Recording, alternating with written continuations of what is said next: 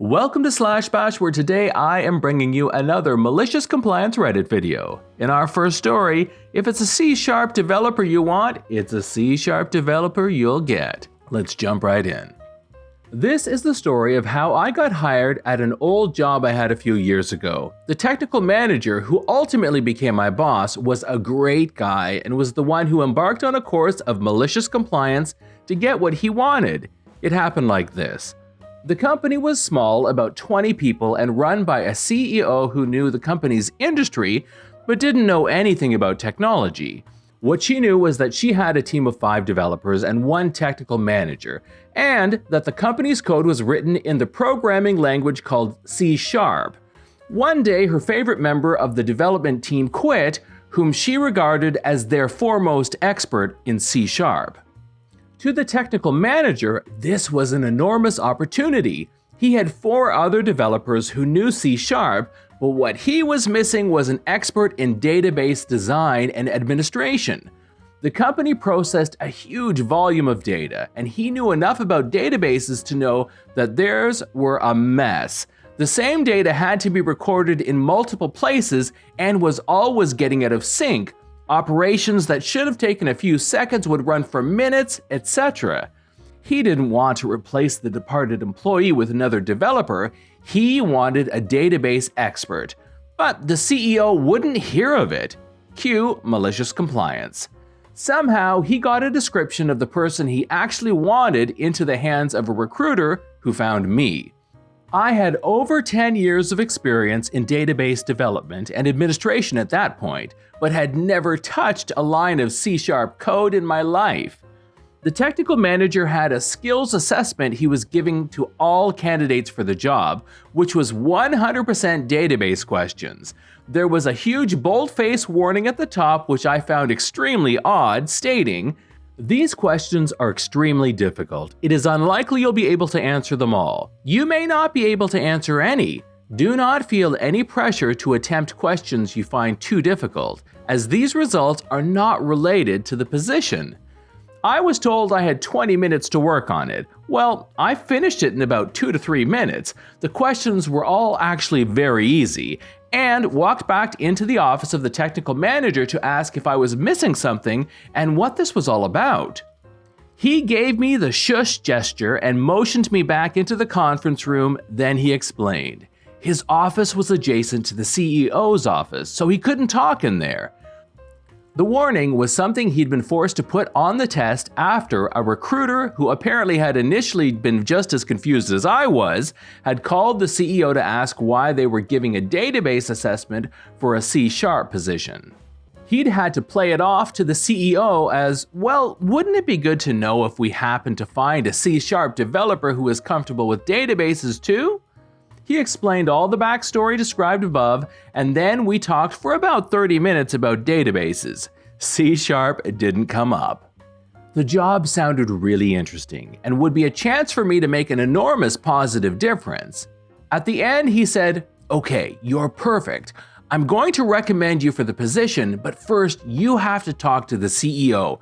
Remember, when you talk to her, you're a C# expert. Got it?" I was worried, but I thought, worst case, I get caught and don't get the job. Best case, I can really help this company. Into the CEO's office I went. After an exchange of pleasantries, she said, "So what would you say is your #1 technical strength?" I made a thoughtful face and said, "Well, it's hard to say. I have skills in a lot of different areas, but if I had to pick one, I'd say probably C# programming." Her face lit up. "Oh, fantastic," she said. "That's exactly what we're looking for." We talked for a few more minutes about salary requirements and start dates. I said I could start in 2 weeks, and at the end, she offered me the job. That night, I stopped on the way home and bought a book about C#.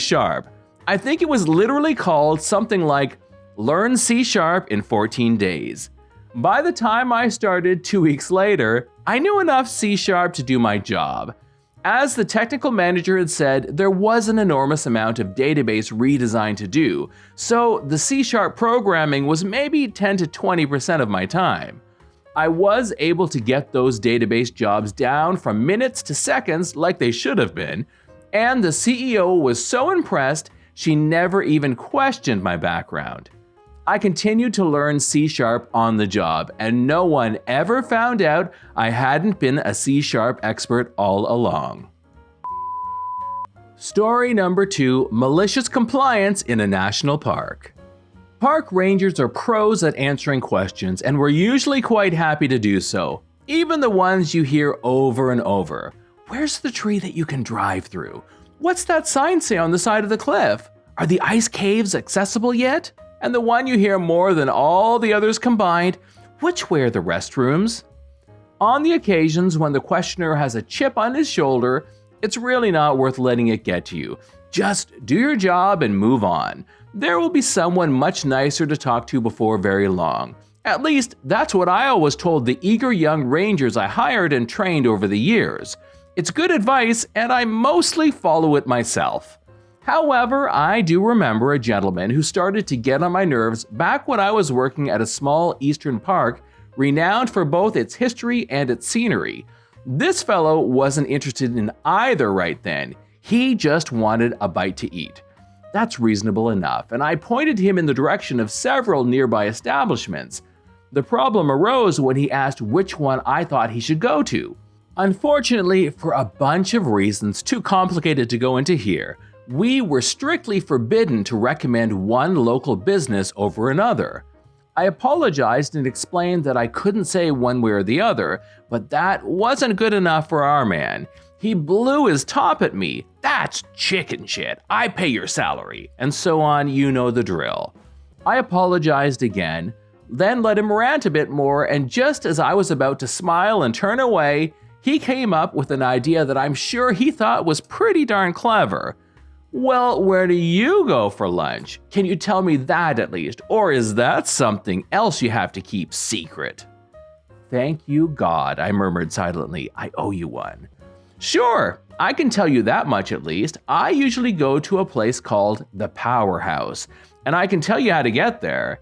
He puffed up in triumph as I gave him detailed directions out of town and down a dirt road to the abandoned hydroelectric plant where I like to park and eat my brown bag lunch. The road's a bit rugged and stretches, but there are some mighty fine views of the river, and I hope he enjoyed them. Story number 3. Parent wants to be updated for misbehavior. Here's some background. This takes place in a preschool with 3-year-olds. At this school, many of the teachers have children who attend there, obviously because they get a big discount, which isn't the problem. Most of the teachers don't mind their child's teacher reprimanding or redirecting their behavior as they are teachers themselves. But then there's entitled admin. She is the annoying admin who would call in the middle of our lessons to remind us to take pictures of the kids or stupid stuff like that, which we do every single day. She loves to micromanage everyone. I've had several issues with her in the past over these phone calls, as have other teachers. Entitled admin had a son in my class, Tiny Monster. He was not really a bad kid overall, but when he would act out, yikes. But my coworker and I, we work in teams, could easily handle him. However, entitled admin would constantly tell us to call her when she acts up. Now the thing is, we don't call parents for misbehavior, so why would we call her? None of the other teachers or parents do that. She finally blew up at my coworker and I about it, saying how he never gets prizes, and if we just called her, he would behave better. When she left, I looked at my coworker, who looked super annoyed, and a plan came to mind. Cue malicious compliance.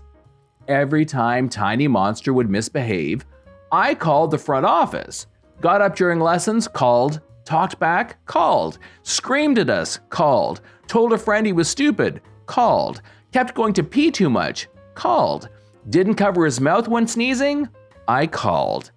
Anything slightly out of the ordinary, we called up front to let entitled admin know what was going on. Let me tell you, these phone calls really added up. She would physically come to the room after each call the first day, but pretty soon she started getting annoyed and would just say, "Thanks for telling me," by day 2. The fallout.